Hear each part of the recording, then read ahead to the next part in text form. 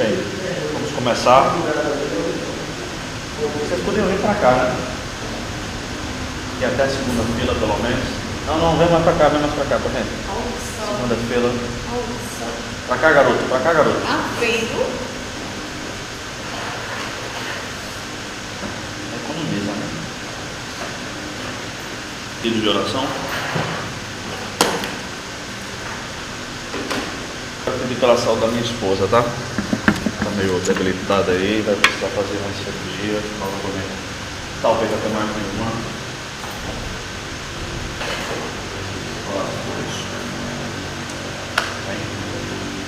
Deus, obrigado por esta noite de chuvas aqui em João Pessoa. Obrigado pela tua presença no nosso meio. Deus, a ti toda a honra, toda a glória, todo o louvor. É um privilégio que nós temos para estudar sobre o Senhor, sobre os seus atributos, sobre as tuas obras.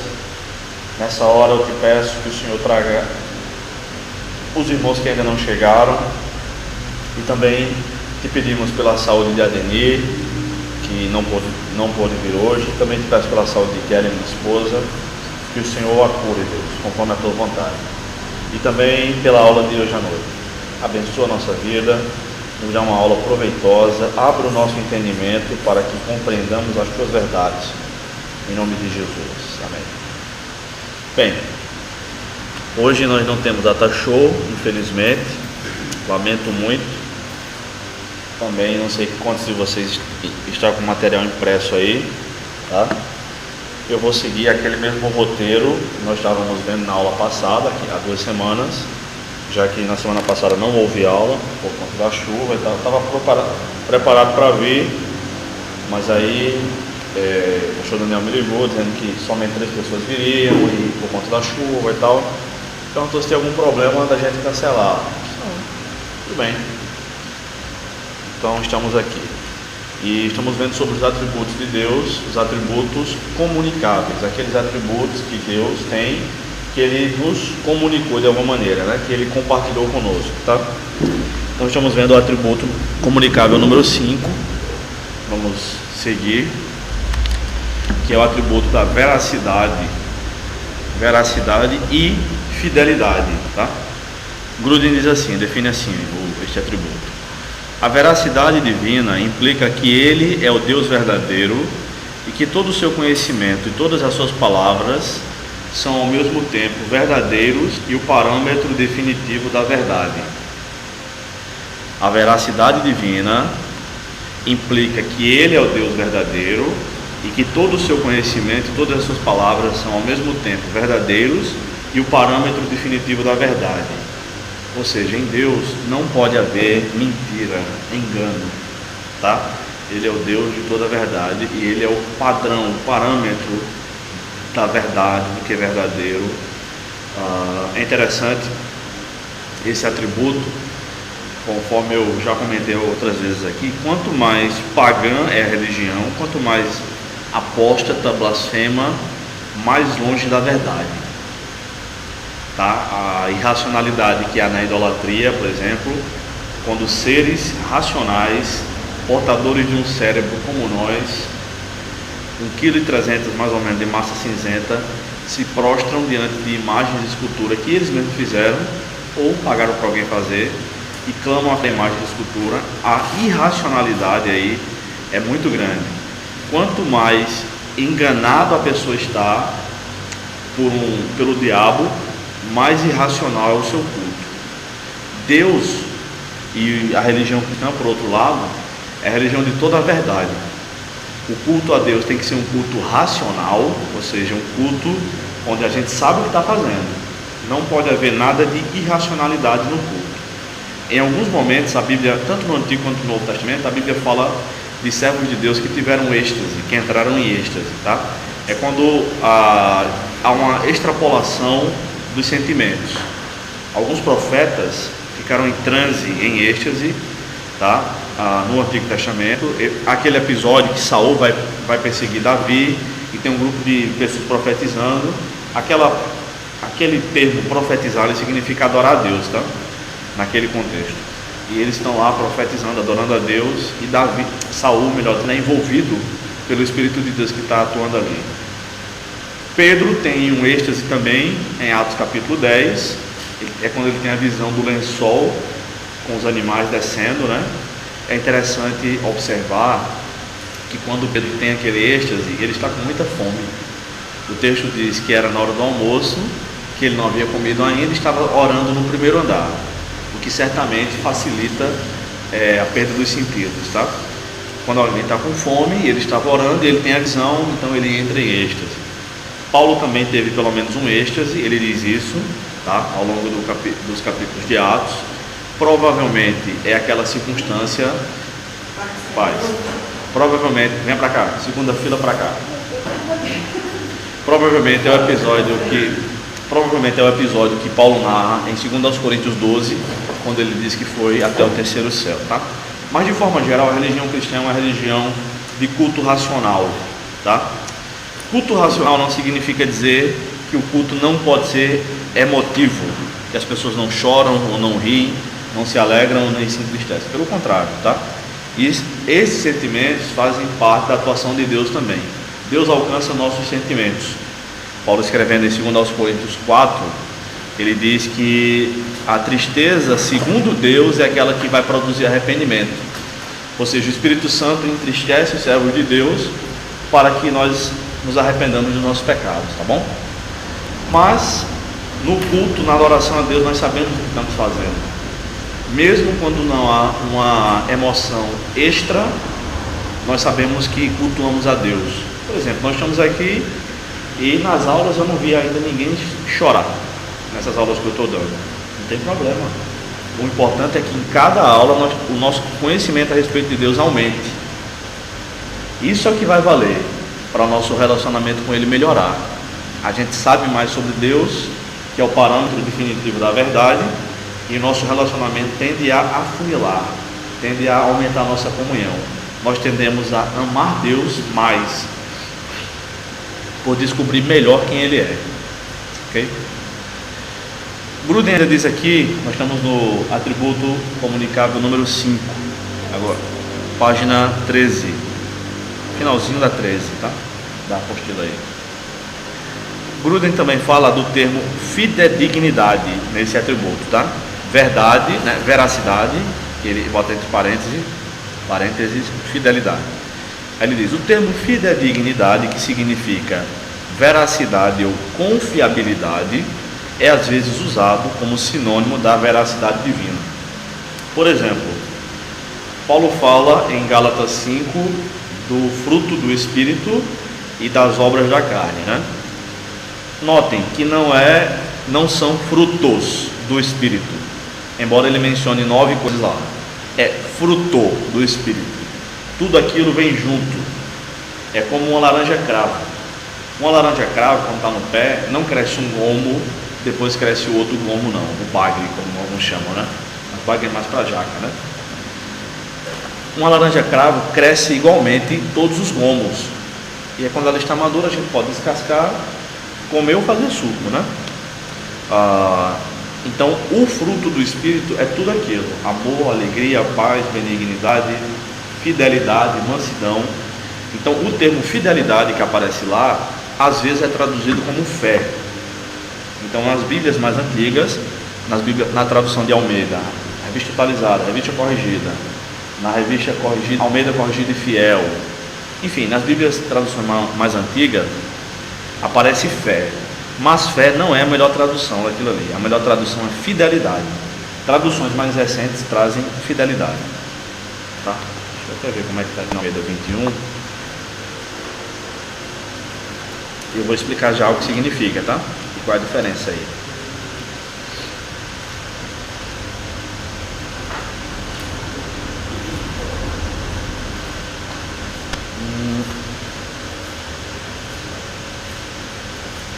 Verso 22, amor, alegria, paz, paciência, benignidade, bondade, fidelidade, ok, está correto aqui, amabilidade e domínio próprio. Contra essas coisas não existe lei.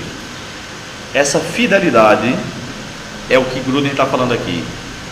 Eu vou reler aqui. Gruden, ele diz, o termo fidedignidade, que significa veracidade ou confiabilidade, é às vezes usado como sinônimo da veracidade divina. A ideia é que o fruto do Espírito proporciona no cristão a confiabilidade, que aqui está a fidelidade. Essa fidelidade é fidelidade em relação ao segredo de outros irmãos. O cristão realmente que está frutificando para Deus é aquele cristão confiável, que tem essa fidelidade de manter a sua palavra, de guardar o segredo do outro. É isso que significa aqui, tá? Como é que a gente sabe se esse atributo está latente, está desenvolvendo, vamos dizer assim, na nossa vida? É quando as pessoas passam a nos procurar para contar seus segredos, para confessar um pecado, para contar um problema que ela não quer que seja exposto, tá? E aí ela sente a confiabilidade em nós, essa fidelidade aqui, tá bom?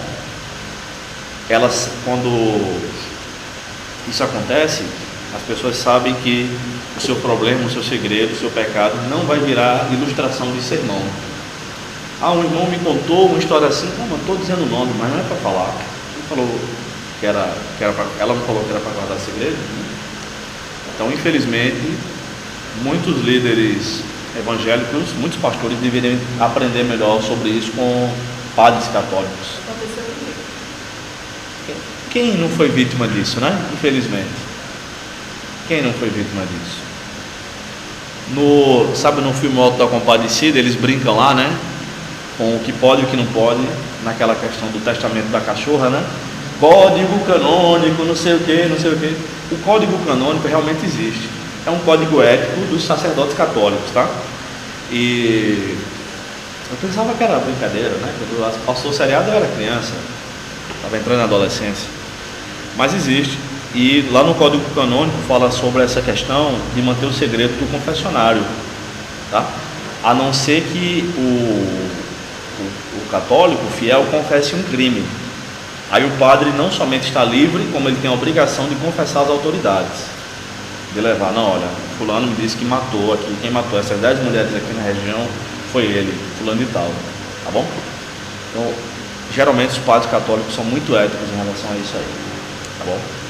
Os pastores deveriam aprender mais com eles sobre isso. Da ilustração, Pois é. Alguma questão? Isso aí também é com um dom ou não? Não, não é dom, é fruto. É para todo mundo. É. Não, porque assim, sempre que eu estou no santo, sempre tem alguém, às vezes eu estou no padrão, como aconteceu um tempo desse. Chegou uma professora, desceu para a academia, conversou tanto, chega e chorou, contando a vida íntima dela. Agora é minha amiga, eu estou na parada, ela disse, a irmãzinha quer ir até a principal, eu digo, amém, ela já me deixa toda vez. Mas me contou, e não é a primeira vez assim, que várias pessoas chegam e me contam as coisas. Outra vez uma senhora chorou tanto de idade, só escutando,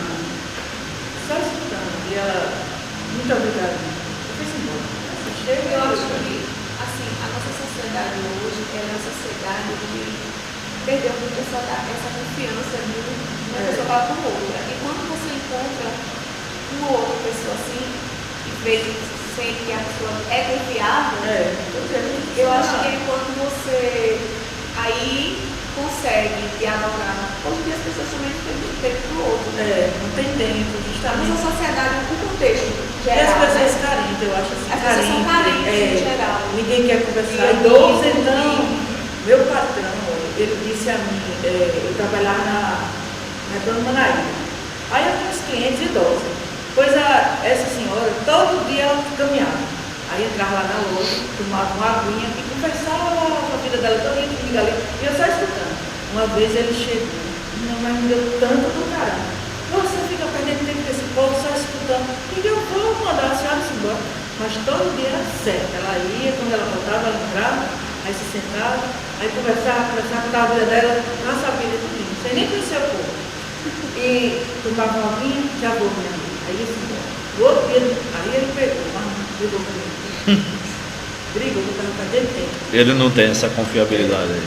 Perdendo tempo, ele dizia. E onde eu chego é assim, o povo me manda sentar, vem tomar um café, vem almoçar, aí conversa, às vezes eu quero até ir embora, mas eu acho tão.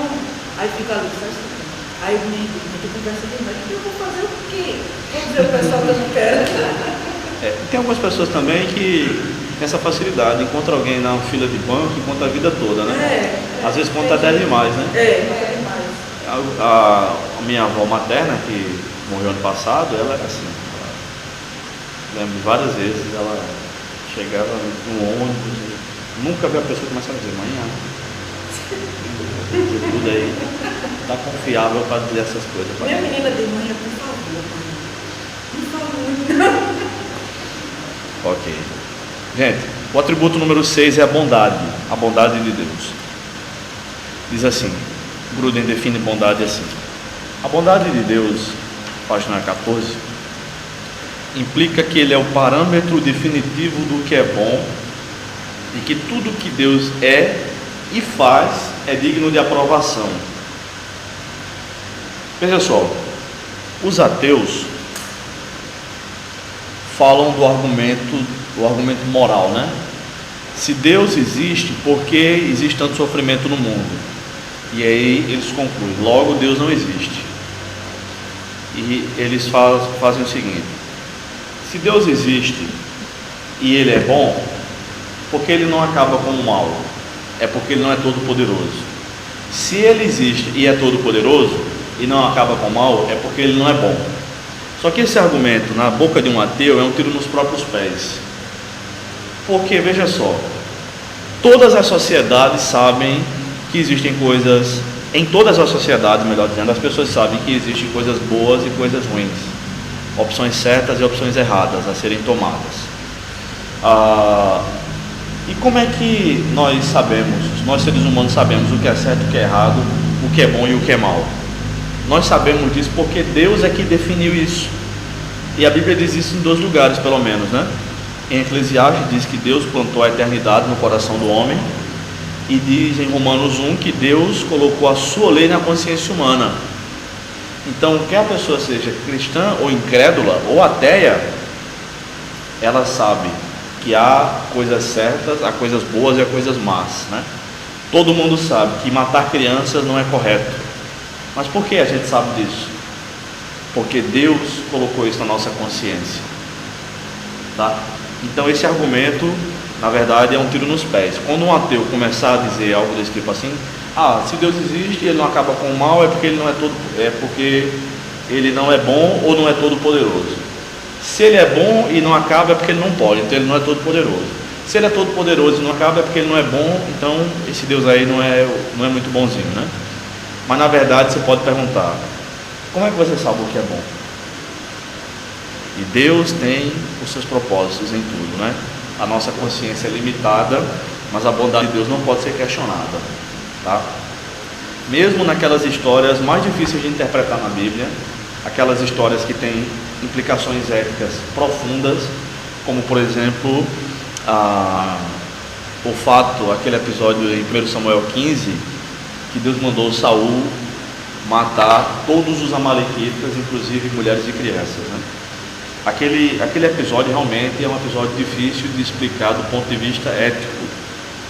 Contudo, nós que cremos na bondade de Deus, nós que cremos que a Bíblia é a palavra de Deus, não temos que ficar preocupados com nada, tá bom? Por quê? Se Deus mandou, é o que deve ser obedecido. Conta que uma vez um rapaz foi para um concerto musical e ele escutou um trecho da música e saiu, nem ouviu o começo, nem ouviu o fim, e ele saiu criticando os músicos, muito feio. E aí depois um colega dele que assistiu o show todo, o espetáculo todo, disse: mas você só viu um pedaço da música. Se você tivesse visto toda a orquestra, toda a sinfonia, você teria entendido. Quando se olha um ponto específico da Bíblia, pode-se dizer que é feio, que é mal tocada a música, mas quando se vê toda a Bíblia, aí se vê que Deus realmente é bom e o parâmetro definitivo de bondade. Ok? Tudo que Ele faz é digno de aprovação. Tudo que Ele faz. Não significa que nós vamos compreender tudo, tá? Não significa. Deus não prometeu explicações sobre tudo que Ele, todo o seu ser, nem sobre tudo que Ele faz, todas as suas obras, tá bom? mas nós já temos o suficiente para acreditar que o que ele diz é a verdade. Não fala que ele não revela seus mistérios a todo mundo, né? Ou não é, ou é outra coisa? Não sei, não lembro desse trecho não. Não lembro não. Tá? Número 7. Amor. E segunda-feira é o dia do amor, né? Será que vai vir alguém para a aula, hein? Vocês veem? Comemorem antes, no sábado, no domingo, e na segunda é dia de trabalhar, de estudar. É não? É aniversário do meu irmão, 12 de junho, vai fazer 21 anos, e aniversário de uma amiga minha também que trabalha comigo. Vou fazer mais. Mais que eu. Bem, a definição que Gruden dá de amor aqui é a seguinte: dizer que Deus tem o amor como atributo é dizer que ele se doa eternamente aos outros. Dizer que Deus tem o amor como atributo é dizer que ele se doa, se entrega eternamente aos outros. Isso só pode ser aos seres humanos, tá? O versículo central da Bíblia, né, que traz a doutrina central da Bíblia, é João 3,16. Tem algumas coisas que a gente tem que aprender a decorar na Bíblia. Ontem eu estava pensando nisso, né? Algumas que eu não decorei ainda. João 3,16, a gente tem que saber. Os 10 mandamentos. As bem-aventuranças, não decorei as bem-aventuranças na sequência, né? O nome dos 12 apóstolos, né? Os livros da Bíblia e por aí vai, tá? A definição de trindade, né? Para aprovação na disciplina. Não, ainda não. Tá? É um recurso, vocês têm que saber mesmo, tá? Vou cobrar realmente, tá? Isso que eu já vai comprar. Veja só. O texto de João 3,16 diz que Deus amou o mundo, né? A palavra mundo, como outras palavras na Bíblia, tem mais de um significado, né? Por exemplo, a palavra salvar na Bíblia pode ser salvar de um perigo iminente, pode ser salvar dos pecados e pode ser curar também, né? Em Tiago capítulo 5 diz que a oração da fé salvará o doente, só que aquele doente ali já é salvo. O texto está falando de oração de crente, né? Então salvar ali é curar, salvará o doente é curará o doente. A palavra leão, o leão na Bíblia pode ser o leão mesmo, literalmente, pode ser Deus, no Antigo Testamento, nos profetas, Deus é o leão, e o diabo também, representado como leão, na primeira carta de Pedro, 1 Pedro 5,8, o diabo anda em vosso derredor, rugindo como leão, buscando a quem possa tragar, né? A estrela da manhã pode ser tanto Jesus quanto Satanás, dependendo do contexto, né?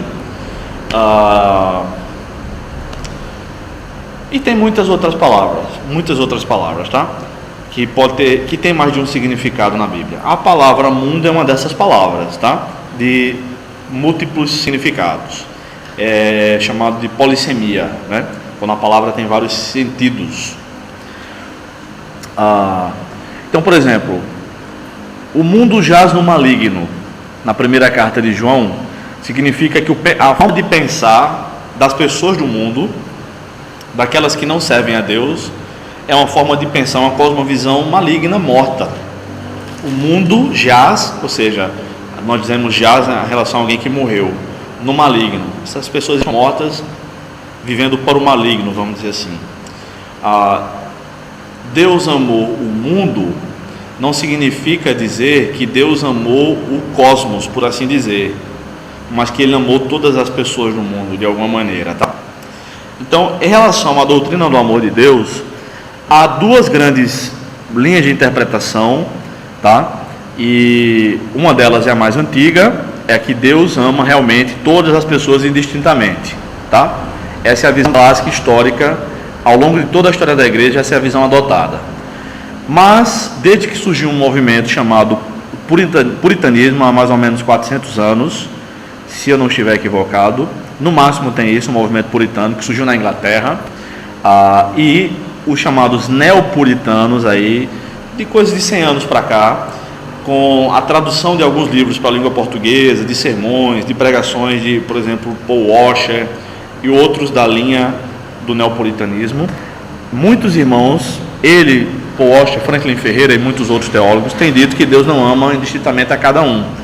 Esse grupo de pessoas diz que Deus odeia as pessoas, Deus odeia os pecadores e só ama os eleitos, aqueles que eles sabem que serão salvos, né? Aqueles que são salvos quando eles se convertem, tá bom?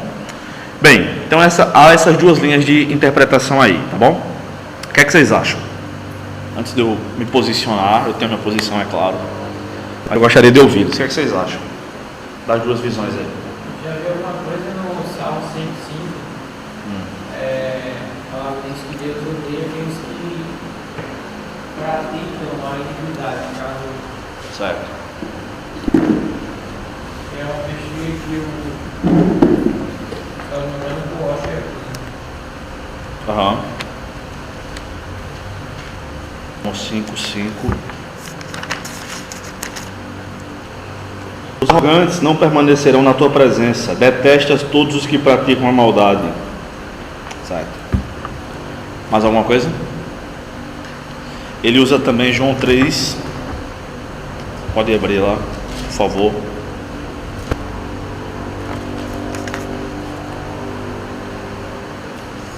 João 3:36. É.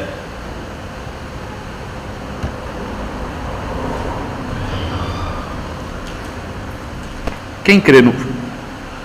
Esperar, irmão.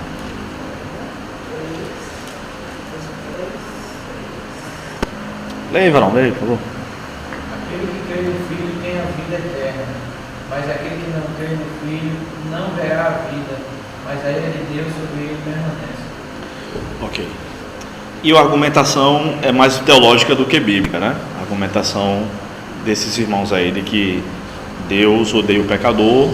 Então aquele ditado teológico que é dito assim, que Deus ama o pecado, Deus ama o pecador, mas odeia o pecado, na opinião desses irmãos, não é verdadeiro, tá? Mas alguém gostaria de comentar? Ok. Assim, na questão da distinção que ele coloca, de certa forma, ele divide realmente, né? Deixa um exemplo. Quem crê será salvo, e quem não crê já está condenado. Sim. É como se ele, de alguma forma, ele amou o mundo totalmente. Eu entendo mais ou menos assim, que ele amou o mundo totalmente. De que maneira? Ele permitiu que nós tivéssemos a graça. Você pode ligar aqui, por favor? Sim. Agora, ele ontem à noite, eu acho que estava na chuva, ele parou de funcionar no culto. Tá. Continue. Não sei se vai funcionar. Continue. É assim, de alguma forma ele amou todas as pessoas, dando-lhe uma oportunidade, digamos assim, de arrependimento, de ouvir uma mensagem. Estou ouvindo. Só que tem a questão dos seletos que creram, né? Tá. Acho que eu poderia dar uma luz aí, né? Então, essa não é a opinião de Washer, tá? A opinião dele é que realmente Deus não ama todo mundo. Outro grupo acredita que, por exemplo, aquele... Deu certo. Está desligando. Ele está fazendo isso, eu acho que é a umidade. Toda vez que chove, ele faz isso. Tá bom. Aquele irmão, aquele pastor... Pô, rapaz, qual é o nome daquele cara que é um cara bem ignorante, rapaz? Que tem sempre estar no Vejam Só. Qual é o nome dele? É um barbudo. Marcos Granconato. Conhece? Marcos Granconato? Grosso, amigo. Ali é... Falando sobre maçonaria, né? Não, nesse não. Granconato, ele vai falar sobre o calvinismo, sempre chamam ele. Já passou mal lá, já foi de lá para o hospital, ele se estressa mesmo, sabe? A opinião de Granconato, já viu? A opinião de Granconato é que João 3,16 fala de Deus tendo amado todos os povos da terra, mas não todas as pessoas, tá? E aí Deus salva pessoas de qualquer nacionalidade, tá? É uma interpretação que ele faz, tá? Veja só, Vamos analisar essa questão. Vamos ver aqui Mateus capítulo 21.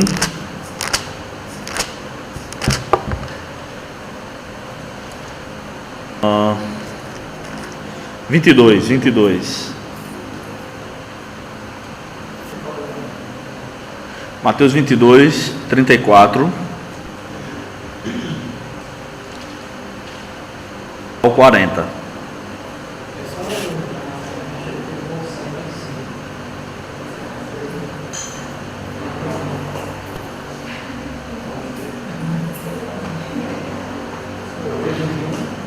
Mateus 22, 34. Quando souberam que ele calara os saduceus, os fariseus reuniram-se. Um deles, doutor da lei, interrogou-o para colocá-lo à prova. Mestre, qual é o mandamento na lei? Jesus lhe respondeu: amarás o Senhor teu Deus de todo o coração, de toda a alma e de todo o entendimento. Este é o maior e primeiro mandamento. E o segundo, semelhante a este, é: amarás o teu próximo como a ti mesmo. Toda a lei e os profetas dependem desses dois mandamentos. Ok? Quando Jesus ensinou a amar o próximo como a si mesmo, nessa e em outras passagens, ele quis dizer que nós deveríamos amar algumas pessoas e outras não? Ou ele quis dizer que é para fazer o bem a qualquer pessoa que precisar? Qualquer pessoa, ok. Quando João 3,16 diz que Deus amou o mundo, se a gente começar a pensar que Deus ama só algumas pessoas, mas Jesus nos ensinou a amar todas, nós estaremos dizendo que Deus está mandando a gente fazer algo que nem Ele mesmo faz. Nós temos que amar todo mundo. Por quê? Se Deus não ama todos. Logo, nós vemos a incoerência desse argumento, de que Deus ama só alguns. Tá? Outra questão é que em 1 João 4,8, não está aí o texto, né? 1 João 4,8 diz, com todas as letras, Deus é amor. A essência de Deus são seus atributos, e um desses atributos é o atributo do amor. Não é compreensível, não cabe na mente de quem lê a Bíblia dizer que Deus só vai usar desse atributo para com alguns. No final dos tempos, Deus vai exercer juízo sobre alguns apenas ou sobre todos? Sobre todos, né? Ele é sábio só sobre alguns ou sobre todos? A sabedoria, o conhecimento dele, ele conhece somente o que algumas pessoas pensam ou que todos pensam? E por que na questão do amor é somente para alguns? Não é coerente esse argumento. O texto diz que ele ama todos e que ele morreu por todos também. 1 João 2,2 diz isso. Ele é a propiciação, o pagamento, né, pelos nossos pecados, meu, de João e de vocês que estão lendo aí. Provavelmente essa carta foi enviada à igreja em Éfeso. E não somente pelos nossos, mas também pelos pecados de todo o mundo, ou do mundo inteiro, como diz uma tradução mais antiga. Segundo aos Coríntios 5,19, outro autor bíblico, né, Pedro, segundo aos Coríntios 5,19 diz a mesma coisa que João diz.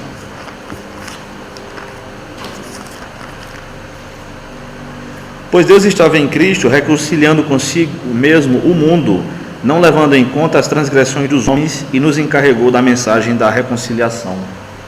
Tá? Mesmo às vezes quando a palavra de Deus fala de muitos, significa todos, tá? Porque às vezes, por exemplo, geralmente os teólogos calvinistas dizem que Jesus não morreu pelo sacrifício, pelos pecados de todos. Diz que o texto bíblico diz que o Filho do Homem veio buscar e salvar o que se havia perdido. Ele veio para dar sua vida em resgate por muitos. Então os calvinistas dizem, veja, o resgate é por muitos e não por todos. Veja só, muitas vezes a palavra muitos significa todos na Bíblia. Vou mostrar um exemplo, tá? Romanos capítulo 5, versículo 12.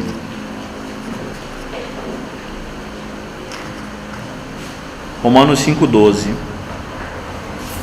diz assim: portanto, assim como o pecado entrou no mundo, e por um só homem e por um só homem, e pelo pecado a morte, assim também a morte passou a todos os homens, pois todos pecaram. Nenhuma dúvida aí, né? Ok? Agora vamos ver como é que Paulo fala dessa mesma questão no versículo 19. Mesma doutrina do pecado original, tá? Porque assim como pela desobediência de um só homem, muitos foram feitos pecadores. Espera aí, antes de ler o restante. Quem são os pecadores? São muitos, quer dizer, alguns, ou são todos? Todos. Então, muitos aqui significa todos. Assim também, isto é, do mesmo jeito, pela obediência de um só, muitos serão feitos justos. Opa, esse muitos aqui pode ser todos. Todos os que crerem. Tá bom? Então, o argumento de dizer que muitos, na verdade, significa poucos, não é válido. Muitos na Bíblia também significa todos, dependendo do contexto. Como também todos não significa todos. É uma hipérbole. Por exemplo, em João... Não estou falando nem só de fé. Mateus capítulo 3 diz que toda Jerusalém ia até João Batista. Significa todos os habitantes de Jerusalém, porque a cidade não pode ir, né? É uma metonímia, uma figura de linguagem. Mas significa que toda pessoa, exatamente cada morador de Jerusalém ia até João Batista? Não, é uma hipérbole. Quer dizer que a grande massa ia lá. Tá bom? Então muitos pode ser todos e todos pode ser muitos. Vai depender do contexto aí. Como a gente diz, né? Todo mundo foi. Todos os que deveriam ir, né?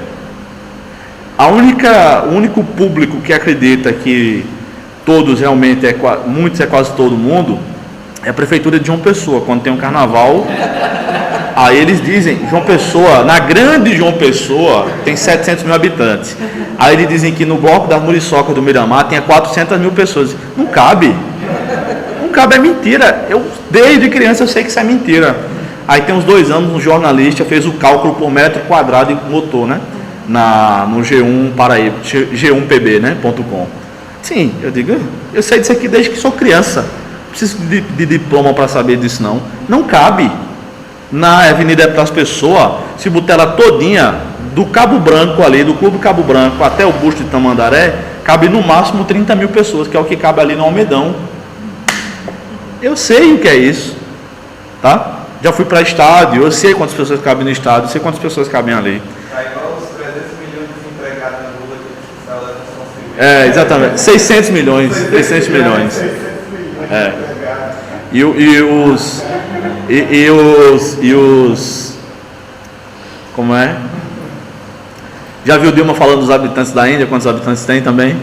Ela fala que são 2 bilhões, não, são 100 milhões. Aí ela se atrapalha toda, alguém fala 50 milhões, pois 50 milhões, na Índia tem 50 milhões de habitantes.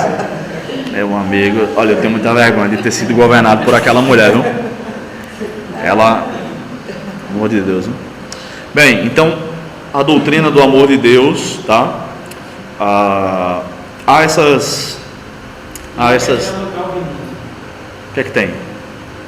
A questão da eleição. Não faz... Predestinação. Não faz parte do nosso conteúdo aqui. Eu não acredito na eleição incondicional. Eu não acredito na eleição incondicional. Mas não tá no nosso roteiro aqui não.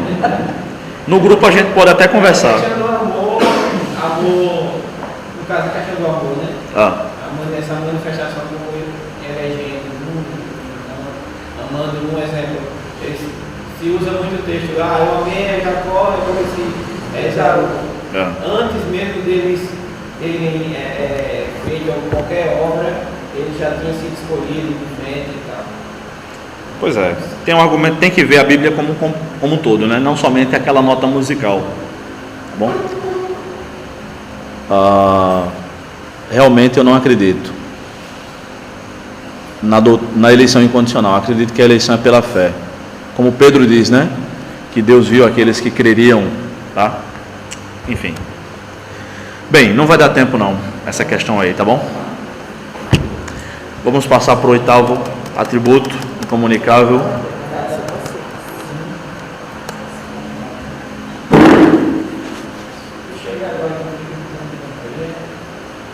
Estou logo nos suspeito, viu? Não tem nada não. Não sabe nem o que está falando aqui, sabe? Eu nem ouvi. O oitavo atributo é um atributo tríplice, vamos dizer assim, né? Misericórdia, graça e paciência, tá? Vamos para as definições. Eu tenho um exemplo para dar. Misericórdia, graça e paciência aí. Ele diz: a misericórdia de Deus é a bondade divina para com os angustiados e aflitos. Deus tem misericórdia de mim, ó Deus. Os salmos dizem muitas vezes isso. A graça de Deus é a bondade divina com os que só merecem castigo. A paciência de Deus é a bondade divina no suspender, né, a punição daqueles que persistem no pecado por determinado tempo. Misericórdia, graça e paciência. É a bondade divina no sustar a punição daqueles que persistem no pecado por determinado tempo. Qual seria o exemplo? Vou dar agora os exemplos. Não punir agora. Vou dar os exemplos agora. Vamos primeiro comparar a misericórdia com a graça. Dr. Shedd fala lá no livro, cujo título eu esqueci agora, tá? Criação e Graça. Criação e Graça é o nome do livro. Ele conta uma historinha lá muito bacana para diferenciar a misericórdia da graça. Ele diz que um filho, um menino desobediente, estava desobedecendo a mãe. Quando o pai chegou na hora do jantar, teu filho está muito desobediente, porque quando é desobediente é filho do outro, né? Eu já percebi isso. Não tenho um filho ainda, mas já aprendi como é, né? Teu filho, já estou pronto já. E aí o pai disse: tá bom, vou falar com ele. O pai levou ele para o quarto e disse: olha, vou dar uma chance a você. Se amanhã sua mãe fizer reclamação de você de novo, eu vou te dar 10 palmadas. E você vai passar uma semana sem tomar sorvete. Ele era louco por sorvete, tomava toda noite depois do jantar. Passadas 24 horas, chegou então o pai para jantar de novo. E aí a mãe dele disse: olha, desobedeceu de novo. Tudo bem. O pai levou ele para cima. Se lembra que eu falei para você ontem? Deu 5 palmadas nele. Aí o menino disse: mas papai, não eram 10? Isso é para que você entenda o que é a misericórdia de Deus. Eu estou te punindo menos quando você merece mais punição. Aí o pai abriu a carteira, deu dinheiro para ele e disse: agora vai comprar um sorvete. Mas papai, não ia ficar uma semana sem tomar sorvete? É para que você entenda o que é a graça de Deus. Eu estou te fazendo um favor quando na verdade você merece mais castigo. E aí o pai resolveu tudo, né? O filho passou a obedecer e ainda ensinou teologia a ele, né? Essa é a diferença básica entre misericórdia e graça. É muito parecido, mas a ideia de misericórdia é a ideia de punir menos, e a ideia de graça é fazer um favor quando se merece, na verdade, punição. Por isso que a definição de graça é um favor não merecido, né? Spurgeon diz que graça é Deus olhando para os seus súditos indignos e concedendo-lhe favores, bênçãos, tá? E a ideia da paciência, a bondade divina no suspender a punição daqueles que persistem no pecado por determinado tempo. Acontece, por exemplo, com os ninivitas. Daqui a 40 dias Deus vai destruir essa cidade. Só que eles se arrependem. E aí Deus se arrepende também de mandar o juízo para eles. Deus foi paciente com eles. Teve paciência. Jonas, sabendo da bondade de Deus, da paciência de Deus, dos atributos de Deus, Jonas era um grande teólogo, mas um péssimo missionário, porque embora a pregação dele tenha dado resultados, perante Deus ele foi um fracasso. Por isso que alguém já disse o seguinte, que Jonas foi um missionário de sucesso, fracassado, porque a mensagem dele, a pregação dele era essa: daqui a 40 dias Deus vai destruir tudo isso aqui. 120 mil pessoas se converteram com a pregação de Jonas. Nunca vi dizer de uma pregação que 120 mil pessoas se converteram, até os animais jejuaram, né, a mandado do rei. Só que o coração dele para com Deus era um coração sujo. Ele não queria que Deus perdoasse aquele povo. Então por isso que ele foi um missionário de sucesso, fracassado, tá? Ou seja, gente, conhecer teologia como nós estamos conhecendo agora não é tudo. se isso não mudar a nossa vida. No máximo a gente pode ser um bom teólogo, mas não vai ser como Jonas, que não tem aquela comunhão devida com o Senhor. Hã? Queria, porque ele tinha ódio daquele povo, né? Aquele povo tinha perturbado muito o povo dele, tinha maltratado as mulheres, as crianças, escravizado os homens. Eles chutavam a barriga das grávidas, eles abriam a barriga das mulheres grávidas, estupravam as mulheres, matavam as crianças, escravizavam os homens, batiam nos homens. Era um povo muito ruim, cabra ruim mesmo, tá? Entendeu? Só a ação do Espírito, né? Só a ação do Espírito. Pregar para esse povo não devia ser fácil, mas faz parte. Jesus não veio pregar para nós, não veio morrer em nosso lugar, né? Ok? Alguma questão mais? Pregar para os ofensores não é fácil não. Mas é como Agostinho de Hipona disse, né? Pagar o bem com o bem é natural.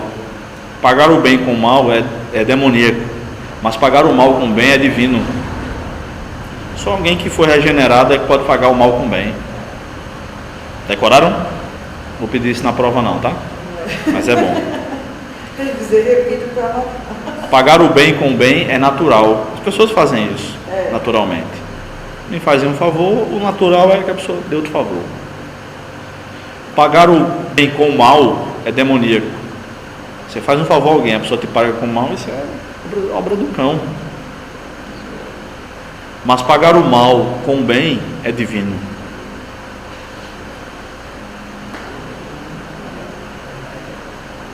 Santidade. Dizer que Deus tem como atributo a santidade é dizer que Ele é separado do pecado e dedica-se a buscar a sua própria honra. Dizer que Deus tem como atributo a santidade é dizer que Ele é separado do pecado e dedica-se a buscar a sua própria honra. O Deus da Bíblia não é somente um Deus que faz favores, que faz milagres, tá? Ele é um Deus santo. Todos os seus preceitos são um preceito de santidade, de separação, apartamento do pecado, do que é mal, do que é imoral, do que é ilícito, né? Na música de Roberto Carlos, ele diz que como é aquela música que ele diz que tudo que é bom mesmo é o que é imoral, ilegal e engorda, né? É o que mais proporciona prazer, realmente, né? Ilegal, imoral, engorda. Essa sequência? Mas Roberto também tem poucas músicas, né? Quase 800. Essa é muito antiga, não é da sua época não.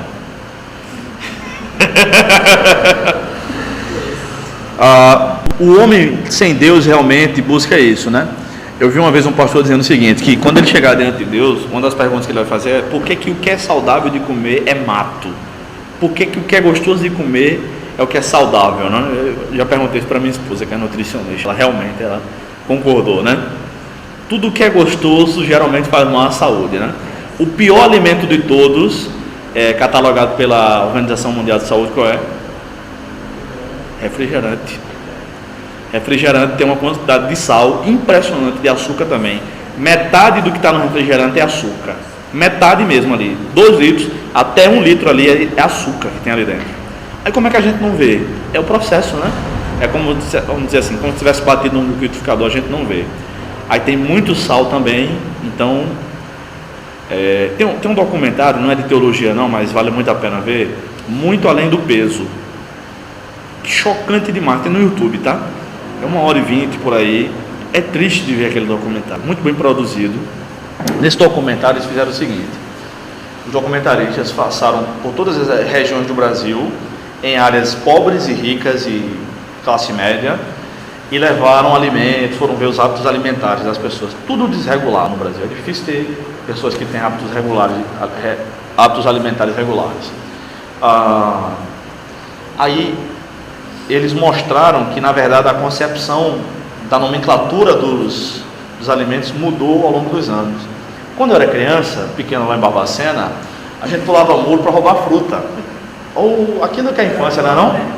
A gente roubava goiaba, manga, acerola, romã, nossa, tudo quanto é fruta, né?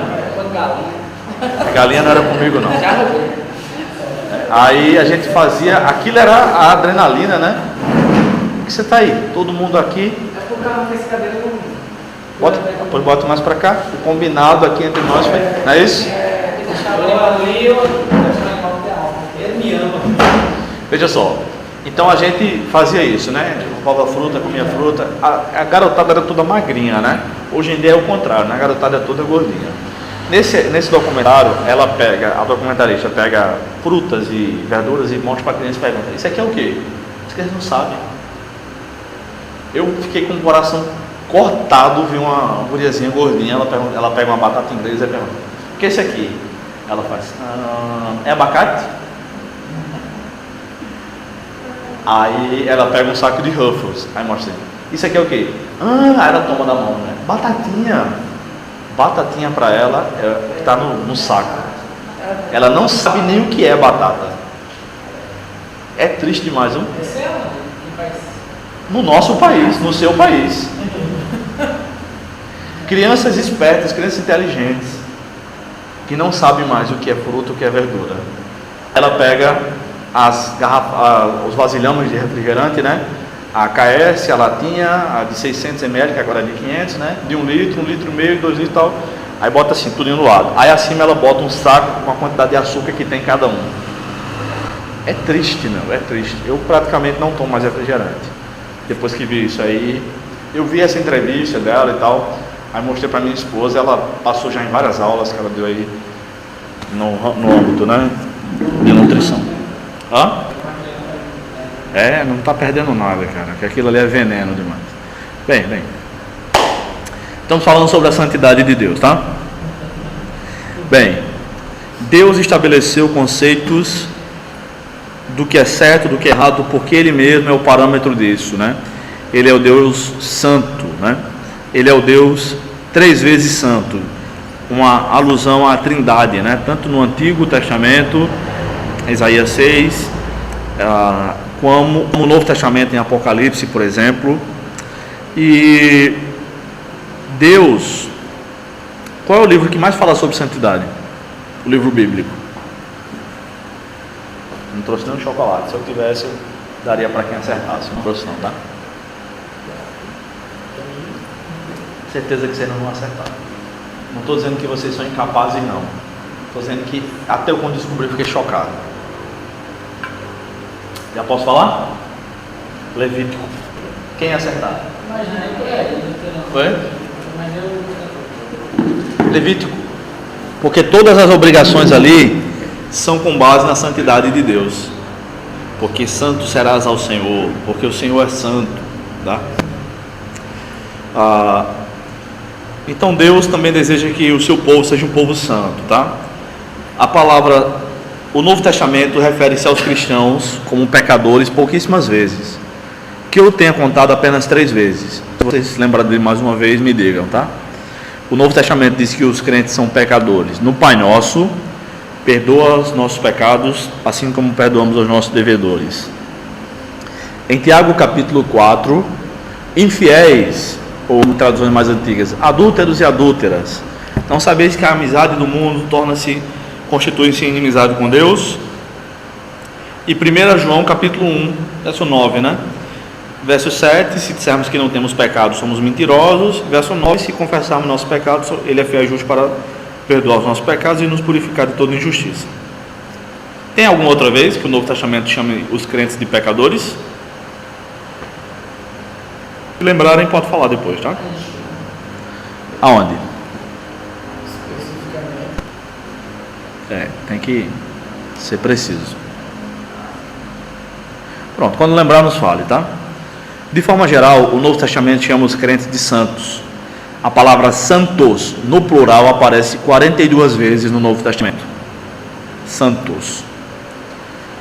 Santo no singular só aparece em relação a Deus. Está aqui na primeira carta de Pedro, capítulo 1.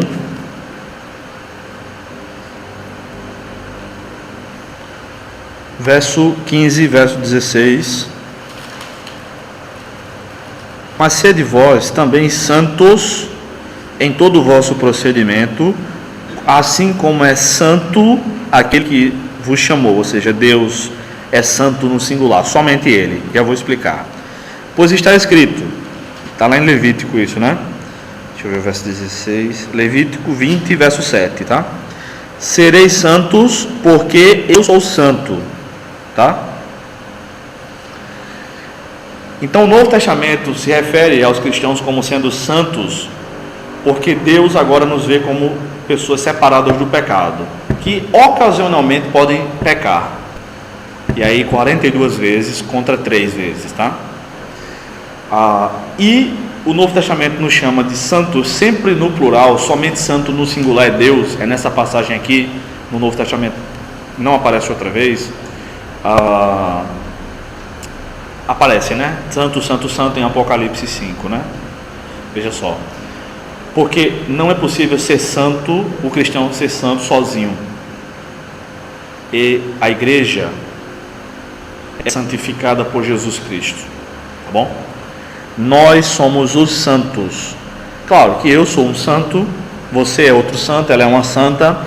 E esse termo está um pouco desgastado por causa da teologia católico-romana, né?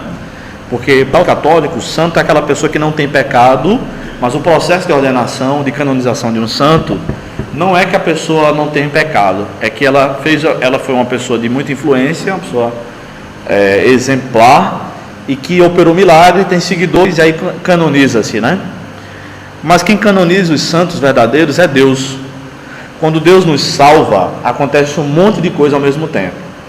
No momento em que nos arrependemos dos pecados e Deus nos salvou ali, naquele momento que só Deus sabe qual foi, e você sabe qual foi, Deus nos justificou, nós éramos réus, e Ele bateu o martelo, como o juiz que é, e nos justificou, nós somos perdoados.